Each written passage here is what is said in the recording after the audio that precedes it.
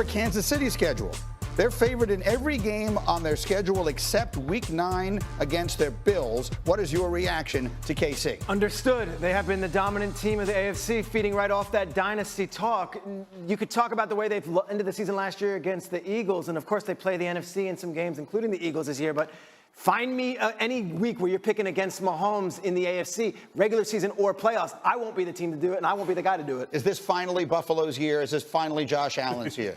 No, because last year was a year when Kansas City was gettable, right? Now they went out and solidified their offensive line. Rashee Rice is going to be back. They re-signed Hollywood Brown, right? So they're going to be able to have weapons, and Patrick Mahomes is going to have time to burp the baby a little bit in the back because they solidified the offensive line. Oh, I miss that in football season. I miss hearing your burp the baby phrase. I really like it. Let's get to the Patriots next. They are favored. The New England Patriots are favored right now in 11 of their 17 games. This is a team that up until the last week of the season figured to get the #1 overall pick in the draft. Yeah. Suddenly, are we living in a world where the New England Patriots, led by Mike Vrabel and Drake May, are going to be good? I think the delta, which is the difference between last year's team and this year's team, is so enormous that maybe the folks in Vegas have moved themselves a little too fast here. Mike Vrabel is an adult in the room. Josh McDaniels is one of the greatest offensive play callers in NFL history. They come in and they replace a staff that was in over their heads.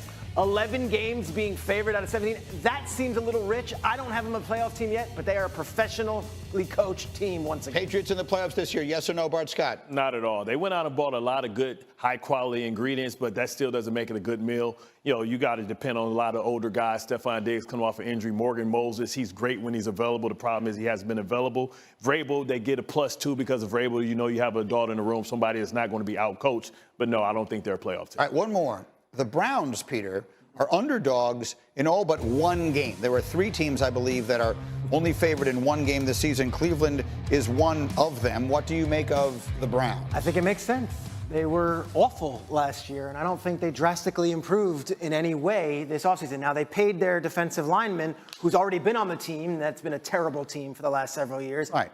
Myles Garrett didn't get better. He just got more expensive. He just got more money. They gave him the plan, right? He bought into the plan. He bought into the plan. I guess he knew that the quarterback situation would be Flacco and Pickett, so he feels very comfortable right now. The quarterback situation is not Flacco and Pickett. Can I stop you there? Go on. The quarterback situation is named Shedeur Sanders. The Cleveland Browns, in the 5th round, selected a player who at worst was a 2nd-round talent. There were a million extenuating circumstances. I can't wait to watch the 30 for 30 someday on exactly what happened that left Shedeur Sanders available for them to take in the 5th round. But this could wind up being, I do not believe this is hyperbole, this could wind up being one of the real steals in recent draft memory. I mean, they gave him a battery pack. They gave a kid that was already held to a high standard because of the name on his back and how his dad handles being a professional. You gave him motivation. You gave him a chip on the shoulder. It's not about the money. It's for the opportunity. And now this guy, you're going to get a focused, lasered-in guy that's going to live every day and approach every day to prove everybody wrong.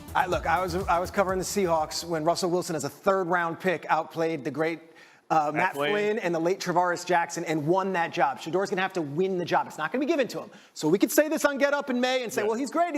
And Mel Kiper could be upset and all that stuff. He has to now do it himself. The question is, can he do it when it gets on the field? Back on Get Up, owners' meetings, important stuff getting decided. Schrager, let's run the hurry up. What is the latest on the tush push? They have updated the language of the proposal, and now it says offensive players cannot assist the runner except by individually blocking opponents. Packers eliminated the words immediately at the snap in the language, meaning they made it a little bit more flexible, a little more digestible.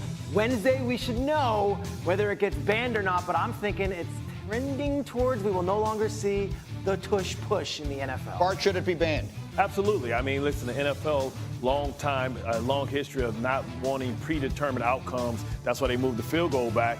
And this is a predetermined, this is a predetermined outcome. The fact that one side gets the push, so it's 6 against 2, you know what I mean? I think it's unfair, and I think it's a predetermined outcome. How much does this impact the Eagles? We're talking about them trying to repeat. This is such a huge part of what they do as they face 1st and 9 on every series. How much, if this goes out of the sport, does this put a significant crimp in their chances of winning the whole thing again. Well, I think it makes them have to find another way. And listen, they took advantage of the rules. That's what great teams do. They take advantage of the rules. New England for years always had some wrinkle where they took advantage of the rules and say they'll figure it out and take it out next year. I think with Saquon Barkley with that offensive line, they can find a way to be high percentage on 4th and 1. Let's do a couple more. Schrager, what is the latest on this playoff seeding that they're voting on? Yeah, the thought is that the NFL would say, let's reward the teams with the most wins as opposed to just division winners by giving them a home playoff game. I hear that this might not get passed, that there might not necessarily be the movement this year for this. The truth of the matter is there are people on the competition committee who have come out and said, if you're not going to play the same exact schedule, you can't reward just who has the most wins. There's different divisions playing different divisions. It all works out that way. Fact of the matter is division winner should still have a home playoff game at the end of the road. They have to get 24 of 32 votes. They didn't have it in March. I don't know if they're going to get it in May. Nothing's perfect, but I like the system the way it is. Reseeding, like you said, strength of schedule is important, right? So you can have an easy schedule. Of course, you're going to have a lot of wins, but the cream rises to the top. And the best way to determine is to win your division because those teams likely have the most similar schedules. So that's the fairest way it can go. Win your division. That's the goal of every year. You go in there to win your division. Greeny, last year, the NFC North played the NFC South. 3 different teams from the NFC North made the playoffs. None of them won a playoff game. Yeah, that's right. That's 6 home Schedule matters. Schedule matters. It does. And there were extenuating circumstances in that with the injuries and all that, but I understand what you're saying. Lastly, you brought this up yesterday. I have to admit, I didn't pay much attention.